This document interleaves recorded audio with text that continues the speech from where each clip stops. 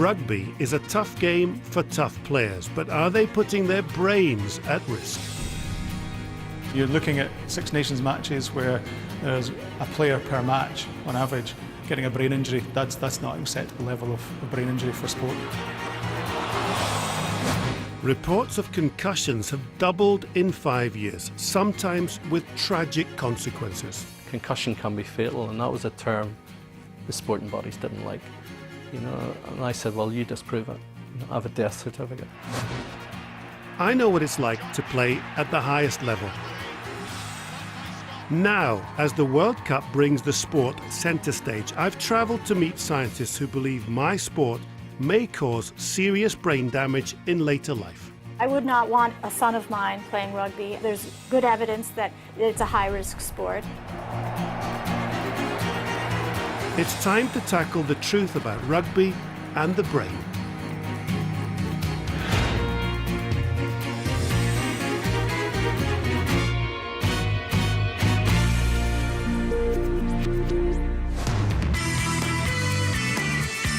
John Beattie on BBC Radio Scotland. Today, the new leader of the Scottish Labour Party, Kezia Dugdale. I'm John Beattie. I'm a BBC journalist. I present a radio show on Radio Scotland every day.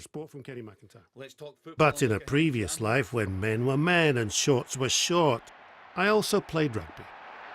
Blanco, charged down by Beattie, clear run into the line, Beattie, the levelling score. I played for Scotland and went on 2 Lions tours. So, John Beattie's industry rewarded with the superb challenge.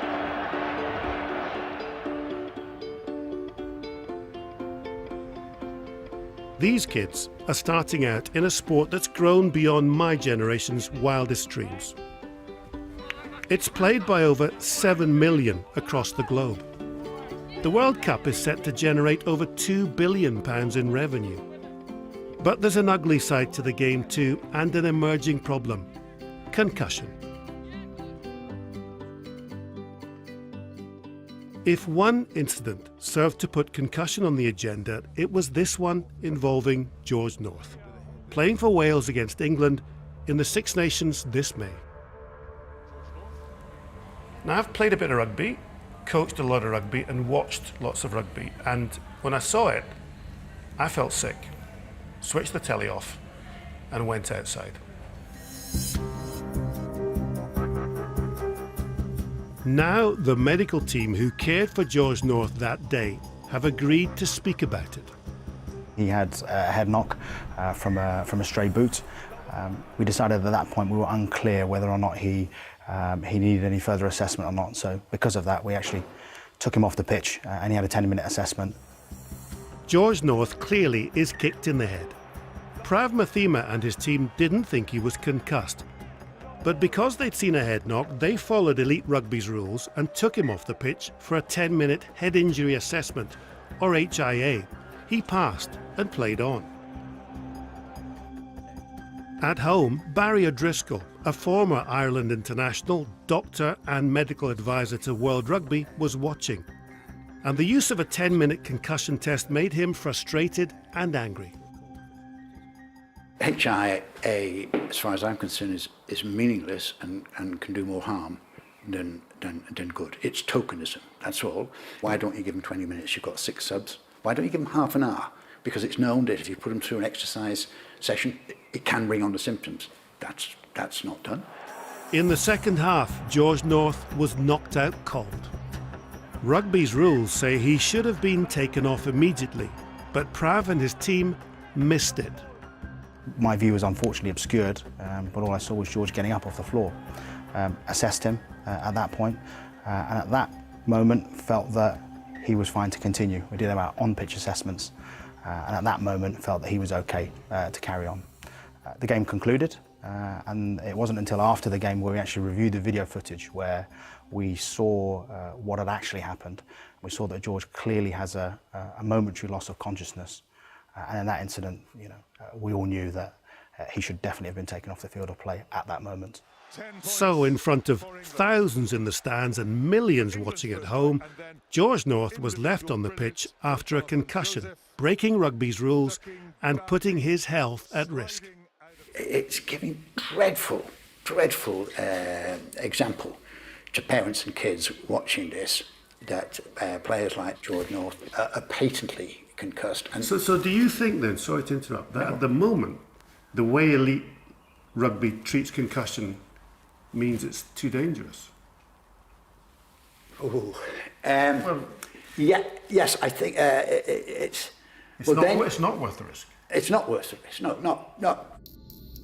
The decision to leave George North on the pitch caused rugby at the highest level to look at how it spots concussion and make immediate changes. We are now supporting the doctors and the medical staff with backup videos, and in the World Cup it will not only be backup, it will be also supported by Hawkeye, which gives us 16 to 20 views of the incident. But the 10-minute head impact assessment will be kept in an attempt to catch more suspected concussions. We can't diagnose a concussion within 10 minutes. All right, so the HI is the step to getting to suspecting concussion. Yes.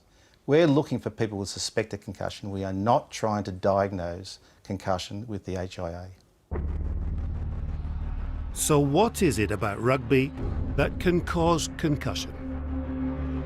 It's not simply a matter of a direct blow to the head or being knocked out. In fact, only 1 in 10 concussions result in a loss of consciousness.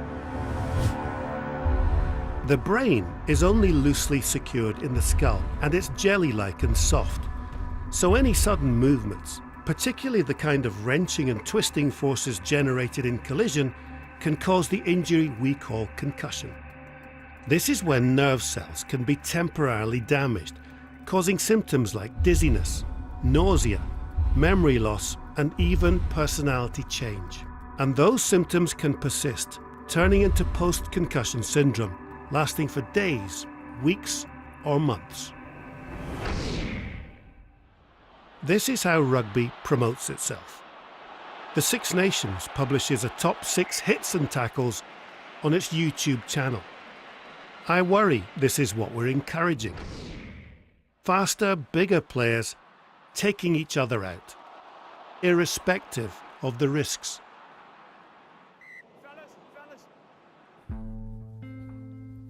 Andy Hazel retired last year after 17 years as a pro rugby player. Hi John. How are you, Andy? You well? Nice to meet you, mate. Nice to meet you. Want to come through? Looking well. He's seen the game get more physical, more brutal. I think even since I retired, it's gone up a level again. And I think for me, that contributes to, the head knocks. Yeah. Do you think it does?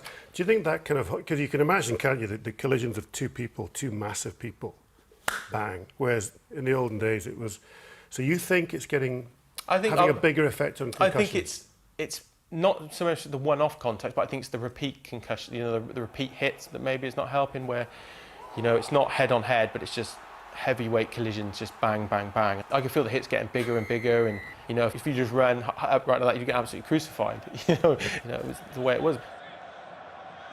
In a way, that's what I enjoyed that more about the game.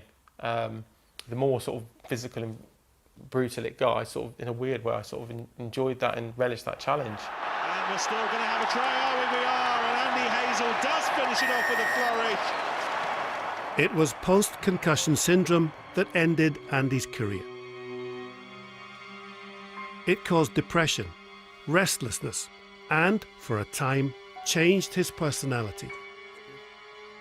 He's recovered now, but is he concerned about long-term damage to his brain? That is a worry. It's a horrible thing to think about, really, because obviously your brain is it's something that governs everything. So yeah, I mean, I am worried. I try not to think about it, but I think only time will see. Unfortunately, yeah.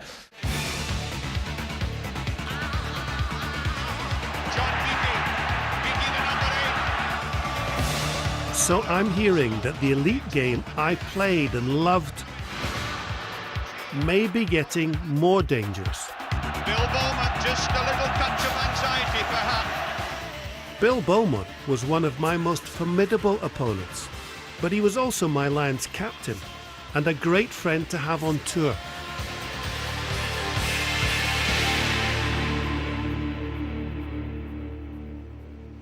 I'm back at Twickenham to tackle him again. Now he's part of the establishment, the RFU chairman. The union's own figures show concussions went up by 59% last year, though they say that may be because of increased awareness, not a tougher game. It's all basically the same game. You think? You don't think that, you honestly telling me you don't think the hits are harder? I think there was a stage when the game did go pro, when the emphasis was on size, was bulking up and bigger hits. But certainly now, I think over the last 12, 18 months, I think there's more of an emphasis on more speed around the game. I do think the players they are looking to do more running than actual more gym work. Oh, White hammers through a tackle, gives it to Beattie. Beattie, oh my word. My son Johnny has followed in my footsteps.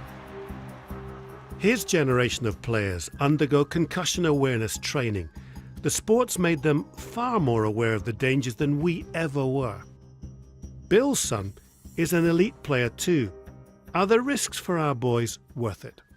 I think, well, actually, do the benefits of the game outweigh the chances of you getting a serious sort of illness, that's what it would be, then, and I think like in all things in life, there has to be a balance.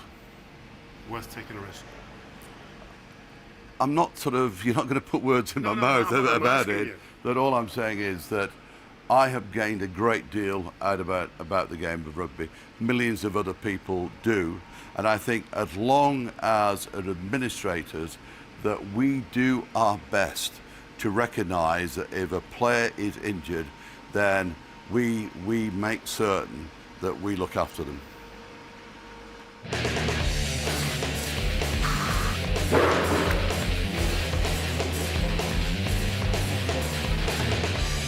This is modern rugby. Get in the gym and get big.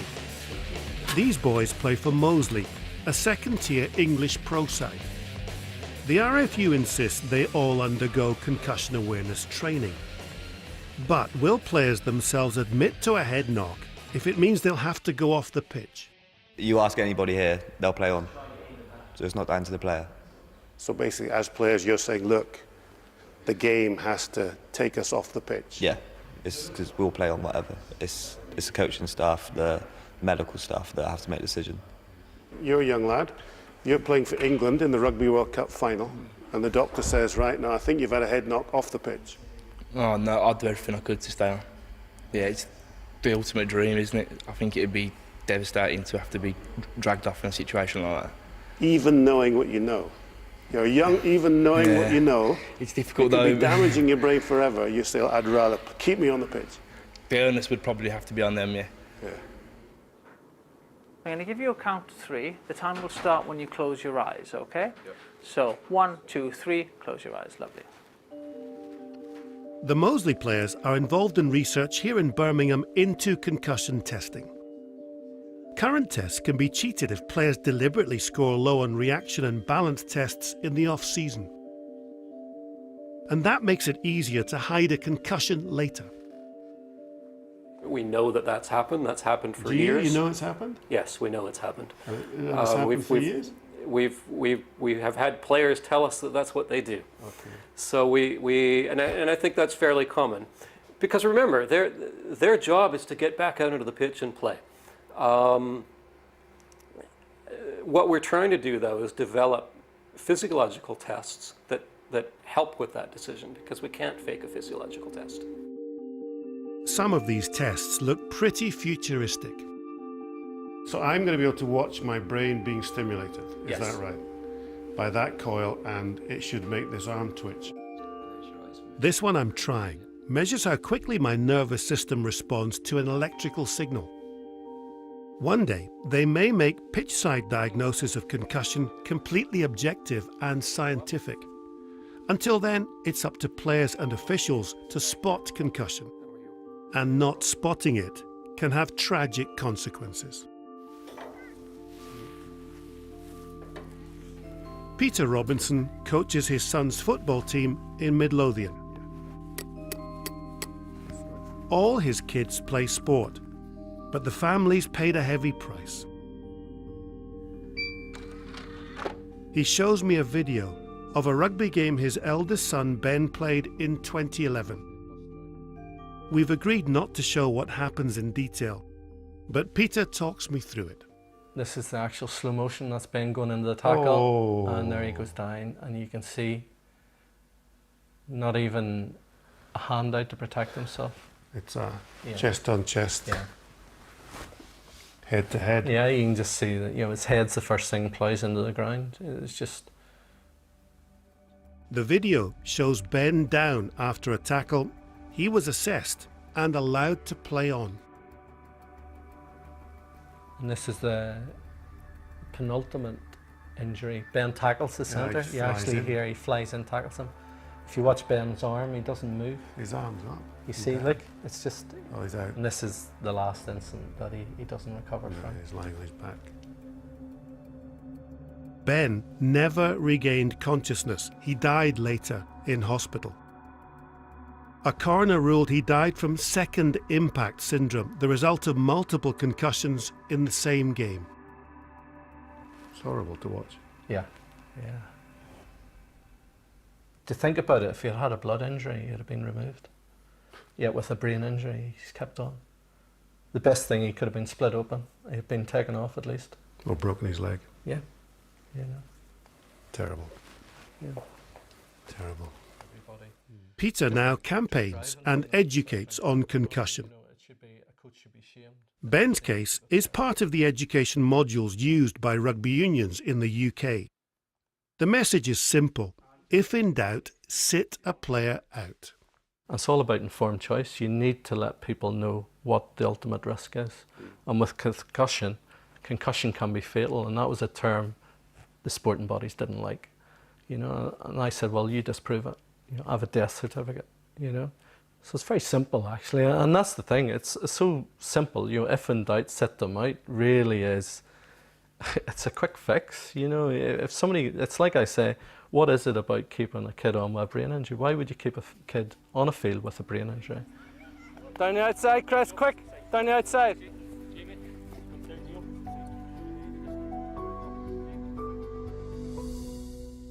Now, after watching that video of Ben's last few moments with his dad, it's hard to come away without thinking that if he'd just been taken off the pitch after that first head knock, he could be alive today. And that's something Peter has to live with, but it's something rugby has to live with too. Thankfully, Ben's tragic story is unusual. Fatal concussions are rare. But can players with a long career behind them, like me, still face serious problems later in life?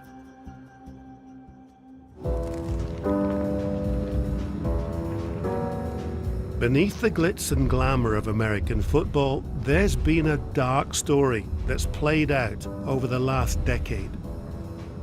Retired players were suffering from a range of symptoms: suicidal thoughts, memory loss, violent behavior, and that's led to a debate about whether concussions in contact sports can cause long-term brain damage. The debate on concussion in this country isn't just happening in isolated spots. President Obama hosted a conference on concussion here at the White House. And later he said if he'd had a son, he wouldn't have let him play NFL for fear of being concussed.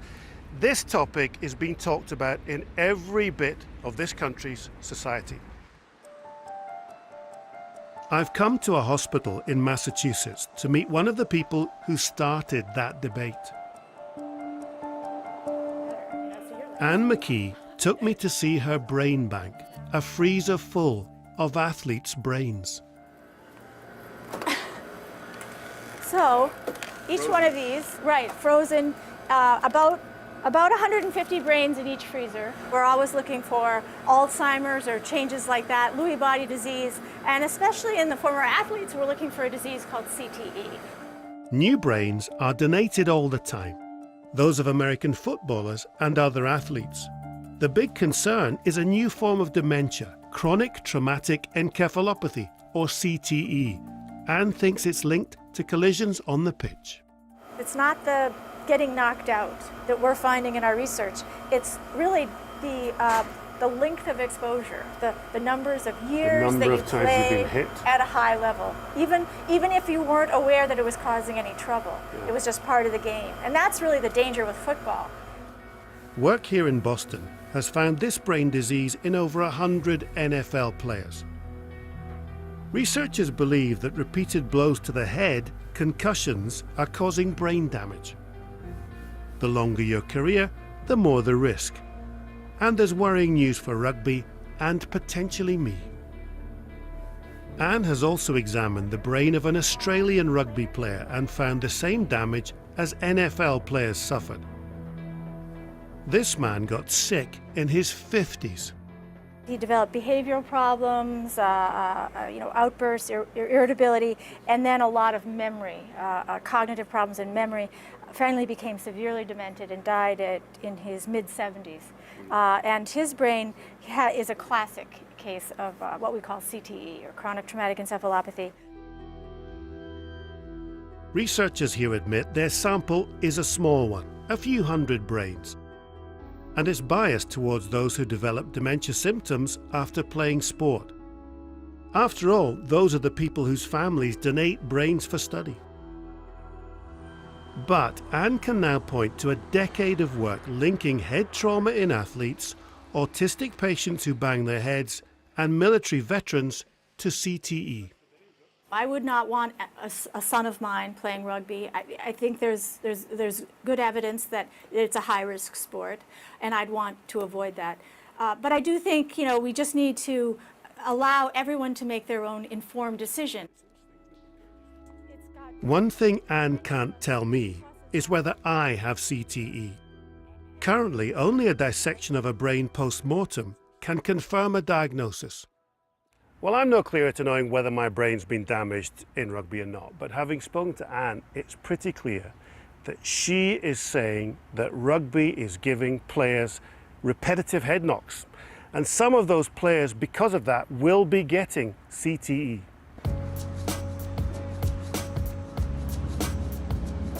My trip here was uncovering worries about the long-term impact for me and hundreds of thousands of people who play rugby back in the UK. The first CTE cases emerged in American football, so I've come to the NFL's impressive Park Avenue headquarters to hear their side. The question from the scientific perspective is there a correlation or a causation? As I understand the internationally accepted consensus, causation has not been proven to this point, but that's not going to stop the league either, A, from investing in the research, but B, also more importantly, to treat our players conservatively as it relates to concussion, making sure that our return to play protocols are conservative, ensuring that we're spotting the injury as frequently as possible. So the NFL think the case hasn't been made conclusively.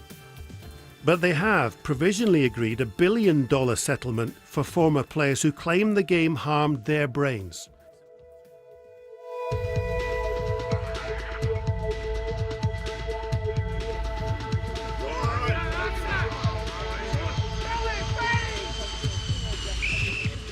None of the NFL franchises wanted to film with us, but the East Kilbride Pirates welcomed me with open arms. The interesting thing is that despite questioning the link between head trauma and CTE, the NFL has acted to reduce concussions in the game. Previously it used to be if you can get to him you can essentially do whatever they want. The term sack comes from, it's essentially like putting the guy in a sack and beating him with a stick. That's where the term came from, so it was like do as much damage as you can. Now it's, no, this guy's protected because we need to protect these players. So what we're watching now in American football, you're going to throw the ball. Yes. And you come in. And he comes in to tackle him. If he comes in and makes head-to-head contact of any kind, that's now a straight ejection from the game and you're banned for a further game. That's changed to protect players' brains. Yeah. So your game's changing even at this level. Yeah. In NFL, concussions are falling, unlike rugby where they continue to increase. The number of concussions in our sport over the last 3 years has dropped 36%. and notably, the number of concussions caused by that helmet-to-helmet hit that has been affected by those rules changes has decreased by 43% over that same time frame. So if you take out what were the most dangerous hits in our game, the helmet-to-helmet contact, not saying we're done, not by a long shot, but if you address it through rules changes, protocol changes, coaching changes, and credit to the players for changing their behavior, and you enforce those rules changes, what we've seen over just the last 3 or 4 years is a significant drop in the number of concussions.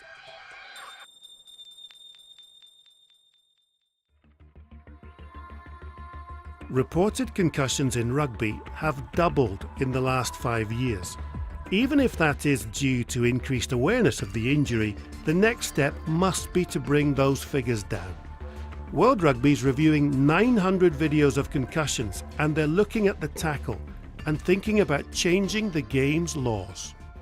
How can we actually change the game, or change the laws of the game, or change whatever it is to make the game safer? The biggest area where concussion is going to occur is in the tackle. So that will help us to look at the tackle and see what we can do to make it safer. Which as an old guy means we might tweak the tackle law. It could be. I think that my job is to identify a risk and then look for solutions, and then present those solutions to the lawmakers to make the changes that will bring about protection of the athlete.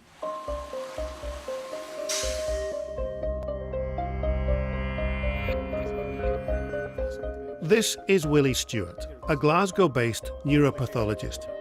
He's an influential voice on concussion in the UK, helping many sports improve recognition and treatment. He thinks change in elite rugby is overdue. Are we going to accept every time there's a Six Nations match, at least one rugby player is going to go off with concussion? Is that an acceptable level of injury? Of course it's not. You know, 1 out of 30 players in a park who's going off with brain injury is totally unacceptable. But your fear is one day somebody says you'd be mad to play rugby. I'm already hearing that. You know, I'm already hearing, people saying, I wouldn't let my kids play rugby. I try and argue against that whenever I can because, I think rugby is fantastic. Willie brought me to his own brain bank, where he's researching links between sport and long-term brain damage. And there's something he'd like from me. And you need more brains? Oh, unquestionably, yeah. We've only looked at a few hundred at most of this type of pathology. We need to see more. Have you got room for my brain? We should possibly, just about, yeah, there's a small corner where I'm sure we could fit your brain into. Okay, when I die you can have it. Okay, we'd be delighted. But hopefully that's going to be a long time away. Shake on that.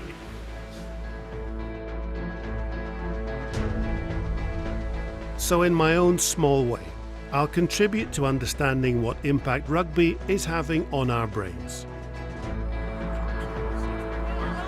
I love this sport. It's given me a lot. It's a big part of my son's life too. I want rugby to be a part of millions of people's lives for years to come. But we have to be sure we're doing everything we can to protect them and their brains.